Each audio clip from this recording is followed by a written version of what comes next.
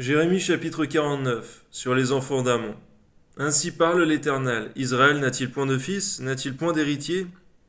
Pourquoi Malcolm possède-t-il Gad? Et son peuple habite-t-il ces villes? C'est pourquoi voici, les jours viennent, dit l'Éternel, où je ferai retentir le cri de guerre contre Rabat et les enfants d'Amon. Elle deviendra un monceau de ruines, et les villes de son ressort seront consumées par le feu. Alors Israël chassera ceux qu'il avait chassés, dit l'Éternel. Pose des gémissements, Hesbon, car Haï est ravagé. Poussez des cris, filles de Rabat, revêtez-vous de sacs. Lamentez-vous et courez çà et là le long des murailles, car Malcolm s'en va en captivité avec ses prêtres et avec ses chefs. Pourquoi te glorifies-tu de tes vallées? Ta vallée se fond, fille rebelle. Qui te confiait dans tes trésors? Qui viendra contre moi? Voici, je fais venir sur toi la terreur, dit le Seigneur l'Éternel des armées. Elle viendra de tous les alentours, chacun de vous sera chassé devant soi, et nul ne ralliera les fuyards. Mais après cela, je ramènerai les captifs des enfants d'Amon, dit l'Éternel. Sur Édom, ainsi parle l'Éternel des armées. N'y a-t-il plus de sagesse dans Théman? La prudence a-t-elle disparu chez les hommes intelligents? Leur sagesse s'est-elle évanouie? Fuyez, tournez le dos, retirez-vous dans les cavernes, habitants de dedans, car je fais venir le malheur sur Ésaü, le temps de son châtiment. Si des vendangeurs viennent chez toi, ne laissent-ils rien à grappiller? Si des voleurs viennent de nuit, ils ne dévastent que ce qu'ils peuvent, mais moi, je dépouillerai Ésaü, je découvrirai ses retraites. Il ne pourra se cacher. Ses enfants, ses frères, ses voisins périront, il ne sera plus. Laisse tes orphelins, je les ferai vivre, et que tes veuves se confient en moi. Car ainsi parle l'Éternel, voici, ceux qui ne devaient pas boire la coupe la boiront, et toi, tu resteras impuni? Tu ne resteras pas impuni, tu la boiras. Car je le jure par moi-même, dit l'Éternel, Botsra sera un sujet de désolation, d'opprobre, de dévastation et de malédiction, et toutes ces villes deviendront des ruines éternelles. J'ai appris de l'Éternel une nouvelle, et un messager a été envoyé parmi les nations. Assemblez-vous et marchez contre elles, levez-vous pour la guerre, car voici je te rendrai petit parmi les nations, méprisé parmi les hommes.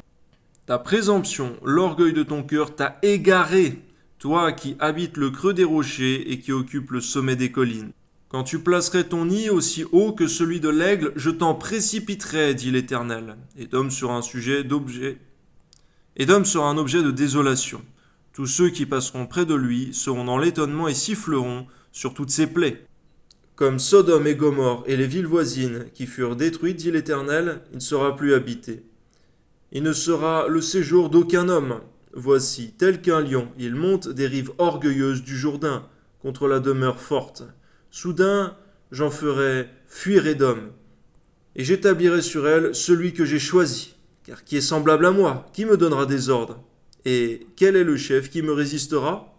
C'est pourquoi écoutez la résolution que l'Éternel a prise contre Édom et les desseins qu'il a conçus contre les habitants de Théman. Certainement, on les traînera comme des faibles brebis. Certainement, on ravagera leur demeure au bruit de leur chute, la terre tremble.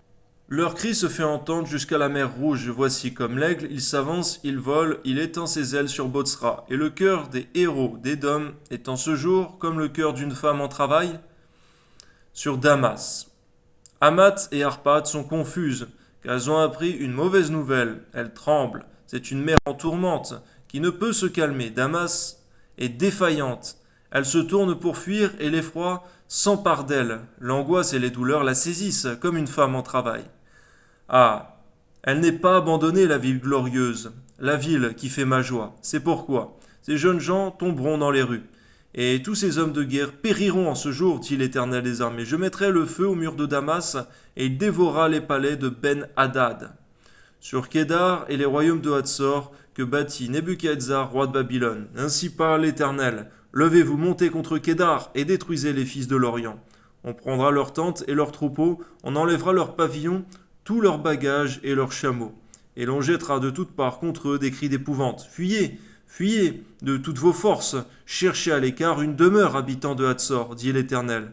Car Nebuchadnezzar, roi de Babylone, a pris une résolution contre vous. Il a conçu un projet contre vous. Levez-vous, montez contre une nation tranquille, en sécurité dans sa demeure, dit l'Éternel. Elle n'a ni porte ni barre. Elle habite solitaire, leurs chameaux seront au pillage, et la multitude de leurs troupeaux sera une proie.